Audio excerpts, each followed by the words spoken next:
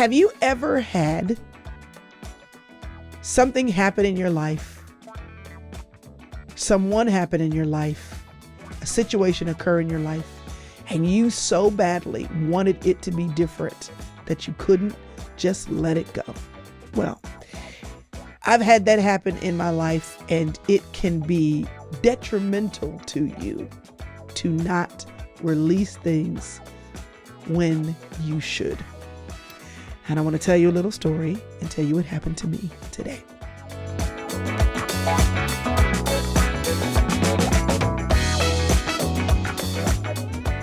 So my Instagram was down randomly, unexpectedly. I didn't break any of the rules. It just went down. And I quickly went into action. I followed the instructions. I did what Instagram told me to do. I took a picture with my ID. I entered in my code. I sent in the email, and I got the message: we are reviewing your account. It will be reviewed within a day. That's not true. These days, people that do get their accounts back are getting them back 7 to 10 days afterwards. So I was content to do what I had to do and just wait, because I hadn't done anything wrong. And then the days went on and nothing happened. So at the end of the first week, I reached out to a friend that I know and said, do you know of anyone who can help me? Because I think this maybe I was hacked. Maybe an imposter reported me. I'm not really sure. So I called a guy who does this for a living. He was helpful, very, very helpful. He did many of the same things I already did, got my IDs, talked to his relationship people, the people that help people get their accounts back for a living. This is what they do. They were working on it. He was pretty sure they'd be able to work it out. Another week went by and nothing. And then this guy told me, you know what? They typically can get it back.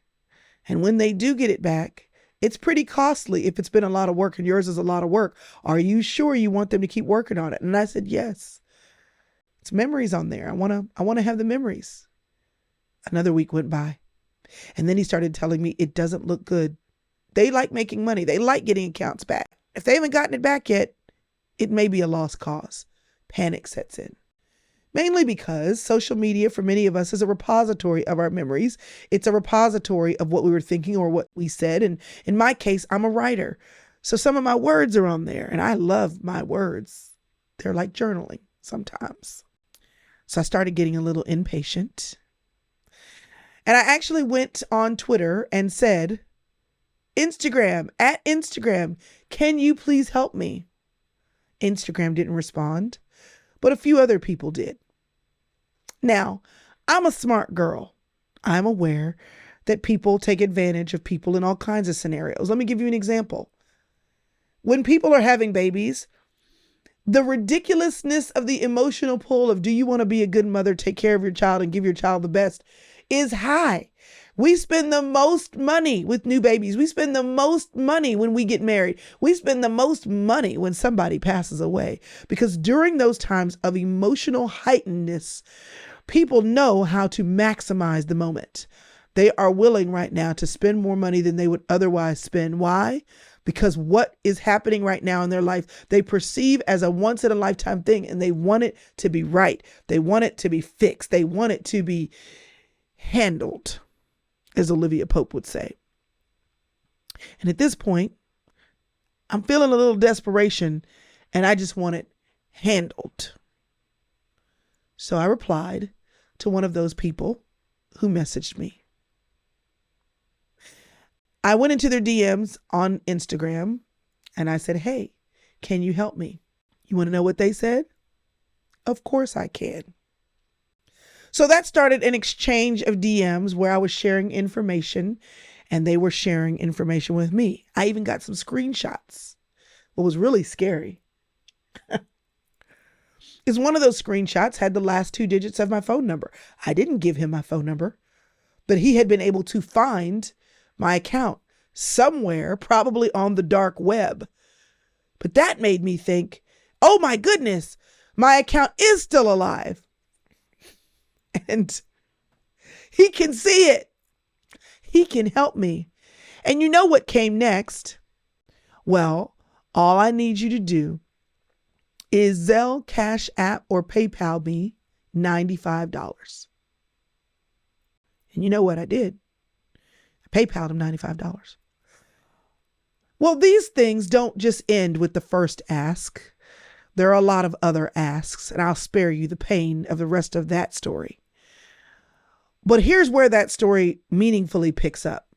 Once I decided, I tried it, I thought maybe it's true. Maybe he can help. And then I was clear that he was just stringing me along.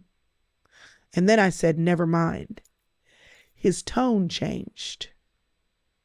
I have access to your account. Do you not want your account back? Are you sure you don't want your account back? I have it right here. If you don't want it back, if you're not willing to do what I'm telling you to do to get it back, then I'll just sell it. It'll be gone forever. So then I'm feeling fear and panic. Can he actually do that? He was able to find it. He was able to see information I hadn't given him. What if he can see my stuff? What else does he have access to? Panic. I am in a hotel room out of town for work with my phone dinging off the wazoo because he's DMing me nonstop. Are you there? Hello? And then my phone starts ringing. Because you do know you can call people from Instagram, through Instagram, 3 times in a row, 4 times in a row, calling me. Of course I wanted to block him, but then I thought if I block him, will he retaliate? And how can he retaliate? Totally afraid to do anything except just ignore the calls. And the whole time I'm sitting here thinking, how could you have been so stupid? You should have just let it go. The minute you started trying to control the narrative, the minute you tried to do whatever it took to have the outcome that you desired, that was the minute that you held on a little too long. Some of us know what this feels like because you stayed in that relationship a little too long and you knew when it was time to go. You knew when it was time to go, but you stayed to try to manipulate, control, or ensure that you had a certain outcome. And all it did was hurt you, give you fear. All it did was break you down even further. Some of us know what it is to not let go when we make a mistake, and we double down on our mistakes because we don't want anyone to know, or we're hoping that this one more try will get us out of the thing we got ourselves into. And so we work ourselves into a deeper hole. Some of you know what this feels like. Let me tell you what happens when you won't release something. You holding on to it too long, too tightly, hurts you. Let me give you a very specific example that's true of all of us. And this is really the thing that I want you to walk away with. When you hold on to your mistakes, when you hold on to your fears, when you hold on to your trauma, when you hold on to your shame, when you hold on to a sin, when you hold on to a thought process that you know is not good for you. Let me tell you who else joins the camp of doubling down on you. I am not a devil made me do it kind of person. However, I have seen it happen over and over again. That doubling down and holding on to the thing that you don't want anyone else to know about, to see, to have the intel on you, on your decisions, on where you've been. It eats you alive from the inside out, because every time that thing comes a calling in your mind or in your heart, it's fear. Am I going to get caught in this? Will people actually find out that this is my story? Will I be found out? Will they know that I'm actually an imposter, that I don't know what I'm doing? Do they know that this is what is in my past? Do they know? And the enemy is in your ear, working the dark web, they would never let you if they knew. How bad are your consequences going to be when it's time for the price to be paid? How bad is it going to be? How much time and energy do we spend hiding so we won't be found out? How much fear and anxiety, how much fight or flight are you dealing with because you'd rather hold on to the mistake and fix the mistake than just get off the train and admit it happened to you? To admit you've been scammed. Scammed by the guy, scammed by the job, scammed in that marriage, scammed by yourself because of the debt, scammed by yourself because of the addiction. And because you won't admit to anybody, I fell into that, or I fell back into that, or I knew better and I did it anyway, or something told me to leave that guy alone or not take that job. And because you touched it, you wouldn't release it. Then you're walking around in the cover of dark, only giving the enemy a foothold in your brain with shame and fear. And that shame and fear doesn't just affect what you'll do. It affects how you feel about the journey that you're on. And that fight or flight will kill you from the inside out.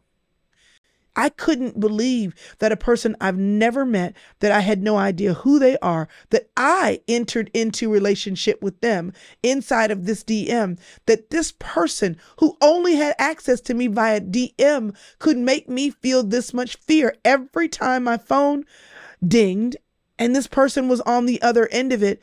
I felt the adrenaline rush through my body. I feel it now. I feel it now. We are forever changed by the things we hold on to. We are forever changed by the things that happen in the dark. And the only answer, the only solution, the only fix. You ready? Ready to hear it? Here it go. The only solution is confession. The only solution is to bring it into the light somewhere, somehow. Recently, I did a podcast with Dr. Kurt Thompson. If you have yet not listened to this, then you should. It'll change your life. He said the only solution, the only remedy, the only antidote for shame is vulnerability. It's to let other people know who you are, to let them know where you are, to say, this is me. This is what happened to me. This is the mistake I made. When I went to pay the scammer the second time, and you're sending Zelle, and Zelle pops up and says, halt, do you know what you're doing? Do you know this person? Beware of fraud and scam, because people who scam you do certain things. They make you wait before they give you their email address. And when it's time to pay, they want you to move fast. And I read the warning sign, but out of desperation of not releasing my chance to get my Instagram back, ignored the warning sign and moved forward. Even in that moment, I felt shame. Because when we walk into dark places and spaces, even because the thing that we want so badly is leading us there, we know when we're entering the place we shouldn't. Even there, with no one knowing where I was and what I was doing, I felt it. But the desire to hold on to an outcome kept me going in that direction. When you love something so much that you won't let it go, and it pulls you into incorrect spaces, and you feel the I hope nobody knows or I know better in that moment, when you are, yes, ignoring the warning signs. that's when you let go. That's your body, your brain, God's system that he put in you, the Holy Spirit saying, red flash, alert, alert, abort, abort, release it. So the question that I have for you today is, what are you holding on to? And all the warning signs are in place. Even as I'm talking to you right now, you feel it because your body was wired to sense danger. Have you ever wondered when you are somewhere and you see an animal in the woods or in the forest, a deer or a bird or a squirrel, and you move, they get still? Because they are hardwired to pay attention to danger. If animals are hardwired to pay attention to danger, and you are from a brain function activity much higher on the scale in terms of your ability to reason and function and to sense, what makes you think you can't sense danger too? But here's the problem. We do have that frontal cortex. We do have that cerebral area in the front of our brain. And you know what happens there? When we feel the warning signs, when the spine of our neck is standing up straight, when the hairs on our shoulders are flashing in the wind, when you feel it, that feeling I have right now that I know somebody that's watching me feels right now. When you feel that, you want to know what that is? It is your body doing what it's supposed to do. It is your soul saying, pay attention here. And then what you have to work not to do is to let your brain talk you out of what your body already knows. Now, this can be flipped.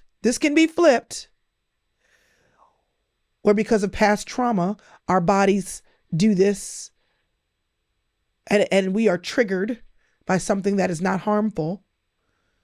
You know, you date a guy and it was a bad relationship. You date a great guy. He does one thing that reminds you of the old guy and you're triggered. That's why you have to know what triggers you, because you have to know the difference between a reaction to an old scenario, an actual moment where your body, your brain, the bold Holy Spirit that's in you, when you're being warned, you have to know the difference. This is why good friends and community are helpful. This is why growth and education is helpful. You need to know the difference. But we usually have warning signs because we're wired to notice it. We just also were given the gift of a thinking brain. This is why we have freedom as human beings, because we can choose God or not choose God. And this thinking is what gets us in trouble, because we reason ourselves into things that we have decided we want to hold on to. You know what happened to Eve in the garden? The devil reasoned with her. She knew she wasn't supposed to touch it. She wanted it. She was curious. And she wasn't willing to let go of the idea that it might taste good. So the moment she was invited into a conversation to reason about it, that's the moment when she let all of her warning signs not do their job. That's the moment when she decided to quiet the warning signs and touch it anyway. Because she couldn't let go of the idea that it might be good. This is what people play on when you spend $1 million on a funeral. This is what they play on when you spend $1 million on that first baby or that marriage. This is what scammers play on when they want your money. Maybe this will be good. Maybe this will make me feel better. Maybe this will solve the problem. Maybe this will be an even exchange for the pain that I've experienced, because maybe you can fix it or in some way help me to feel like I can control something in a situation that has been uncontrollable. And if scammers will play on you based on your emotion, what makes you think that the enemy won't do the same thing? You gotta let it go. So at a certain point, I just stopped answering my phone. And every day around the same time, for about 3 or 4 hours, I would get DMs and calls, and then they started becoming less and less and less and less. And I haven't gotten one in a while. When you first let go, it still feels very uncomfortable because you still want it. You still are worried about it. You still are afraid of it. But if you just let it go, the noise goes down. The fear goes down. The stress goes down. And it doesn't feel like that when you're in the middle of it. It feels like if I hold on to it, I can control the outcome and make it better. But every time you are holding on to something that you think you can control, it's probably controlling you. If you ever find yourself saying, oh, I can quit this anytime. Well, I know I need to let him go, and I could do that, but I decided to. Or I know when I decide to, I can get my finances in order. But right now, anytime you convince yourself that you can control an outcome of something that is actually eating you alive, and it's not good for you, but you're telling yourself you can control it, you at that moment need to realize you are out of control, totally out of control. And you will do and go and be a slave to whatever that thing, that person, that situation is asking you to do in the places it's asking you to go. This is why people get addicted and ruin their whole lives, because at one point they thought they were in control. And they wouldn't let go. They wouldn't run the other way. So my question for you this morning is, where do you think you're in control and you're not? If you're honest with yourself, you're not. Proverbs 10:22. If you've been around, you heard me say it. The blessing of God adds no sorrow. There are some things you can't fix. There is somebody in your life right now that you're trying to control their outcome of their decisions. You can't fix it. So stop enabling the relationship or them. Because the stress that comes with trying to fix, that is not fixing the situation. And it's actually causing another problem in you. You can't fix that adult child. They have to make their own choices. You can't fix all of the cat fights at work. You can pray for them, but get out of the middle of that. Let it go. It's not your job to bring the whole world together and bring world peace. Do your job, be kind, pray, and stop trying to control it. If you don't let go, if you hold on too tightly, the help that you're trying to bring to a situation could very well be hurting you. It didn't feel good to let it go because I let it go before the other solution came. There was a solution. The Instagram did come back with no stress, no sorrow, and no money spent. But it didn't come until I released control or my desire to control. What are you trying to control? What will you not release? Where do you feel fear and shame? What do you hope nobody ever finds out? Well, the solution, honesty, confession, and vulnerability. And there are some people who are going to look at this and say, how could you have been so stupid? And they'll be right. But you know what I get to hold on to? That I decided to let it go, which doesn't leave me with that identity. Smart enough, wise enough, brave enough to tell the story so that it frees someone else, to let it go, to resist the lies and the taunts of an enemy, and to open myself up to the possibility of another solution. If you hold on to your desired outcome, you then do not get the benefit of seeing that there's another solution. And sometimes the answers that we seek are waiting in the wings of the solutions that we are trying to control. And as soon as we release our control, what's waiting in the wings has room to make itself known. Stop trying to control the thing, friend. Let it go. Stop hiding and trying to hope that people never see the mistakes that you made. Because what if vulnerability, confession, and community is the key to living abundantly? An abundantly grace-filled, I never imagined this, oh, is this the solution kind of life. Ease in your soul, peace in your soul, calm in your mind.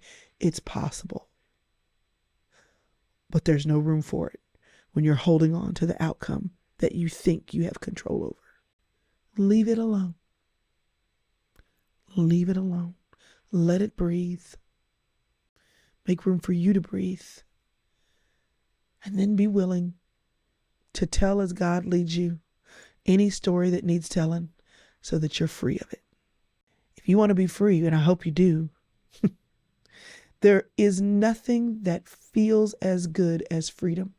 There is no shame, no fear, no hesitation that gives you as much confidence and freedom and grace as confession and vulnerability. And this feels scary, but this is what allows you to live.